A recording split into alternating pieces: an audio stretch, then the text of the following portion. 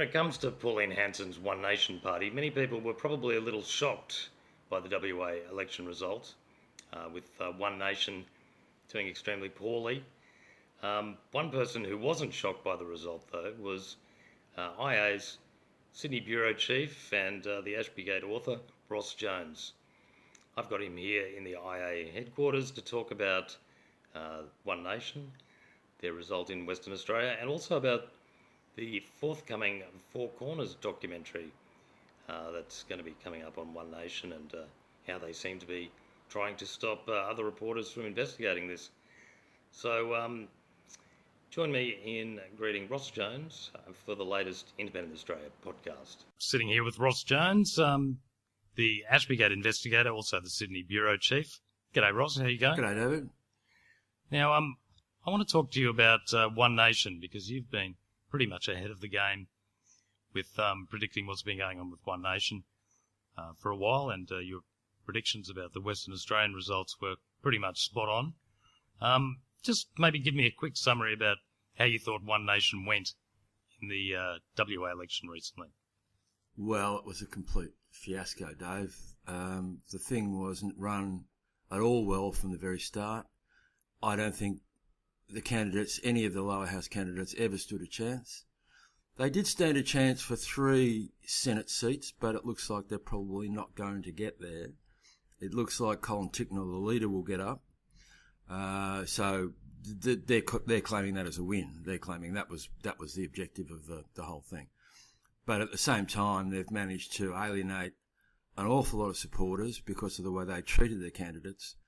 And of course, all the candidates talk to each other, and they talk to, obviously, their local people. And so the reputation of One Nation in Western Australia, throughout the whole of the state, took a real pounding in terms of, can you trust these people? Are they reliable? You know, should I stand for these people? And you've got to remember that the candidates are all out of pocket because of their campaign expenses. They're out of time. It costs them all a lot of time and effort and running around the place. And so generally they feel like a fair, like losers, really, and they are. So the whole thing really was not good for One Nation at all. So where did it all go wrong? It went wrong in head office, Dave. From the very start, from the supposed selection of candidates, which was a rushed and hurried process, James said he was going to do thorough investigations on everybody and ensure all the candidates were, high quality. And many of them were, in fact, high quality. Many of them were very nice people. But the selection process was rushed. Most of them were taken on board within a couple of weeks. A quick interview, yeah, you'll do.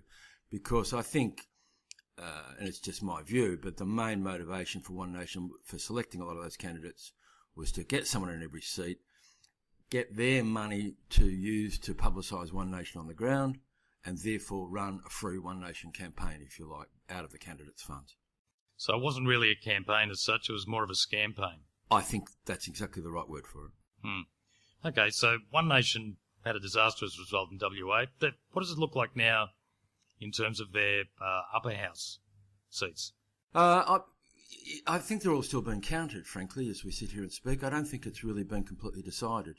But they will probably get 2. It's highly unlikely they'll get 3. Right. So I don't think 2 can be a success. They were going on about 5 to start with.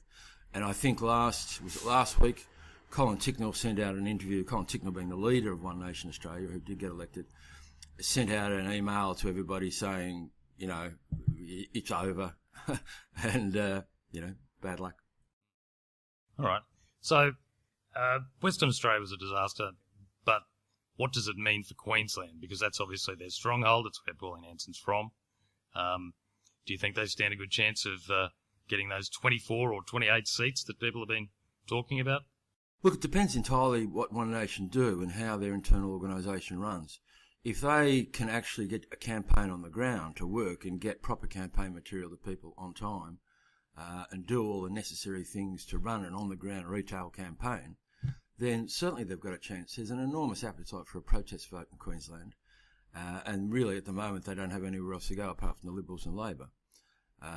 Whether or not they agree with One Nation policies is almost beside the point, because the anger in Queensland is against the major parties, and One Nation are the only party, apart from them, standing up. And I don't think the Greens get a lot of votes in Queensland. So coming up, we've got Four Corners, who are apparently doing a documentary on One Nation. When's that coming out? I think the 3rd of April is what I'm hearing. It's Monday the 3rd of April. Was there anything unusual about that you found out about Four Corners? Well, yes. I mean, I spoke to a lot of the candidates, and I believe the Four Corners expose is going to be on more or less, the WA One Nation Inc. And what happened in the background. But I've been speaking to a lot of the candidates who Four Corners have spoken with. And those candidates are all telling me that Four Corners is desperate for them not to talk to anybody else, to say, you can't talk to anybody else, it's locked down, we don't want you talking to anybody else. And they're even apparently ringing them a couple of times a day to remind them not to talk to any other journalists or to any other source. Of course, we snuck in a little bit before them, so we have a fair bit of the information that they might be using. So we've got a little bit of a head start there. But, so they've come in late, they're locking it down. How good it's going to be, I don't know. It seems a bit late in the day to do it to me. What is it going to be about? Well, who knows? I mean, it's Four Corners.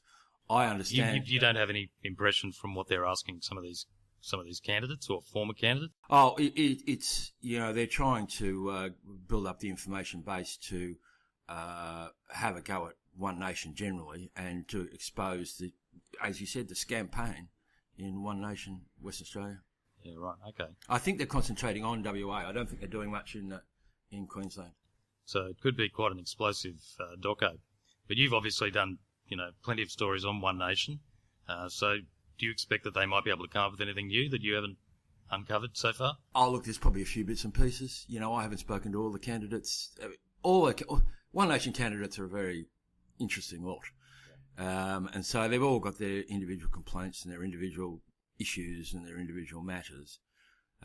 So I don't know. There'll probably be one or two little things in there, I imagine, but nothing probably particularly. Yeah. All right. Now, look, you have pretty much made a recent career out of investigating Pauline Hanson's media advisor, chief of staff, whatever he calls himself, Rasputin figure. James Ashby, tell me, what part do you think he's playing in One Nation, and what's he doing it for? James is clearly playing a very central role in One Nation. He is basically Pauline's guy. You can't speak to Pauline without James' approval. Everything goes through James. That's the end of the story. As to what he's doing it for, he's probably got his own. He will have his own argument, but if you stand back and look at the bigger picture, James Ashby has a modus operandi of